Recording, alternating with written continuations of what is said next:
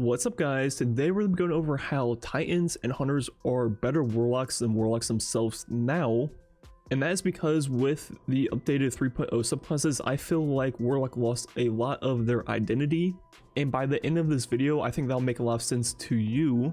And I just want to say this isn't really a complaint, more so just an observation, because it's already been done, nothing can be changed. And you can even argue that overall it's a good thing for the balance of the game. But as a Warlock main, it definitely doesn't feel great. And before we get into all of that good stuff, a quick word from today's video sponsor. This video is sponsored by Raid Shadow Legends. Raid Shadow Legends has taken over and gaming will never be the same again. Raid is the first game to bring a true console level experience to your phone. They set the bar high and there's no going back. And to highlight why the game is so awesome, here are my top 3 reasons to play. Number 1, the millions of champion combinations you can explore in the game. Number 2, the amount of activities you can do in the game itself, from dungeons to campaign battles to even PvP arena matches. And finally, number 3, the fact that you can play anywhere as long as you have your phone. Whenever you have free time, you can just jump straight into the world. And this month, Raid's just released a giant new feature, Awakening, and a brutal new dungeon, the Iron Twins Fortress. And if you're good enough to take down the Iron Twins, you'll see a huge payoff being able to awaken your champions, allowing you to choose a powerful blessing to put on your champions. This whole feature has added an entire new level of depth and strategy, and I've never been having more fun playing Raid Shadow Legends. But wait, here's the big news. Raid just released a super powered legendary version of everybody's favorite champion, Death Knight. The whole community has been waiting for this for a long time, and Ultimate Death Knight is everything we ever hoped for. And the best part is everyone can get them for free just by logging in. All you have to do is log in and play Raid for 7 days between now and October 27th. Overall, there's never been a better time to get started with Raid Shadow Legends. You can also use the DK Rises promo code for a bunch of free items to instantly level up your strongest champion all the way to level 50. And if you haven't started playing Raid yet, click my link in the description or scan the QR code on screen and you'll get unique bonuses worth $30. We're talking a free epic champion, Ana, 20k silver, 1 energy refill, and 1 XP boost, and 1 ascendant shard, so you can summon awesome champions as soon as you get into the game. And all this treasure will be waiting for you right here. Once again, thanks to Raid Shadow Legends for sponsoring today's video. So Hunters and Titans are just better Warlocks now, and what do I even mean by that? Well, the best way is just to break down the 3.0 subclasses and give examples. So first, starting with Void, the first 3.0 subclass. If we think about what made Void Warlock a Void Warlock before the update, I would say there's 2 main perks, the first being Devour and the other being Bloom. And with the 3.0 update, both of which turned into fragments for all 3 characters. So for Devour, all you have to do is pick up Orb of Power, and you have the same Devour that Warlock used to have now on any character. And Bloom itself became a fragment also that any character can use.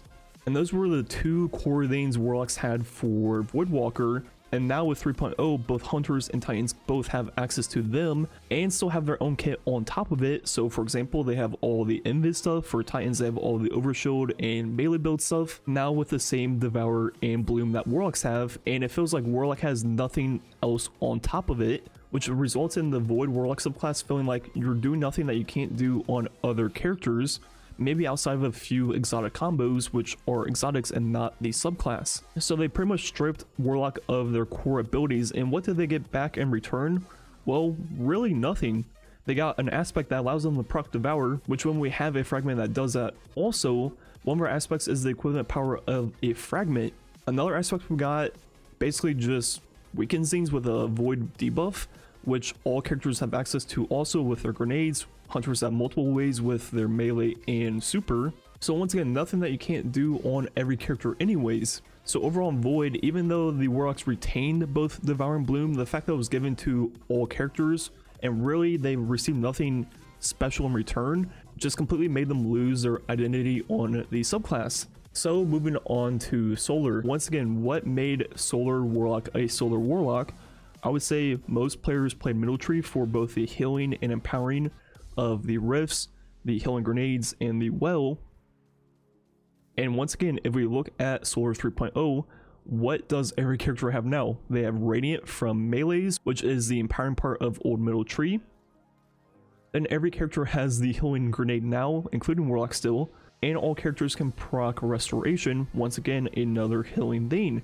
So we just took the support part of Old Solar and once again gave it to all 3 characters. Then another thing about Solar, which I don't think people talk about, is the old bottom tree Solar Warlock was the whole one with, I believe it's called Combustion, the thing where abilities would burn a target, and if they died, they would then combust, spreading the burn to more targets. They died, they'd combust again, over and over, which sounds pretty familiar, right? That is what the Scorch and Ignition part of Solar 3.0 is and where it came from. So once again, took another core lane of the old Warlock subclass and just gave it to all characters as a fundamental part of Solar 3.0. So once again, did Warlocks get anything in return for being stripped of a lot of their core things? No, not really. They got 2 movement aspects, which easily could have been combined into one, and they could have gotten something new and unique. But no, once again, outside of 1 exotic for a grenade build, it feels like you can't do anything on this subclass that you can't do on the others. Once again, kind of feeling lifeless. And finally, moving on to the last 3.0 subclass, which is Arc. This one might not be as bad as the previous 2, but I still think it's pretty bad. So once again, what made Arc Warlock? I would say by far the best ability was Arc Web, which more or less has just been turned into Jolt for all 3 characters and made it a longer debuff. And I think before the 3.0's Arc Warlock was one of the worst ones, and they took their only good ability and once again just gave it to all characters. And another thing you could say is Middle Tree had Ionic Traces, and once again you can get Ionic Traces from a fragment now, so every character can do it, even though it's still the most efficient on Warlock. So this subclass definitely isn't that bad compared to the other 2 in terms of what was stripped from Warlock and given to other characters, but this subclass was so bad in the first place that there wasn't really much for them to take. So yeah, I think you get my point. Throughout all 3 of the 3.0 subclasses, it feels like and looks like they just took the best things that Warlock had to offer and just handed them to all characters and really gave Warlock nothing back in return to make them feel unique and special compared to the other subclasses, which results in the R2 just feeling like Warlocks that have their own kit on top of it. And each season I played Warlock first and made a build and was like, okay, this feels pretty good, but then I would change to Titan or Hunter and I'd just be like, this is exactly what I could do in Warlock plus more. And as a whole, outside of a few exotics, it really feels like none of the Warlock subclasses can do anything that the others can't.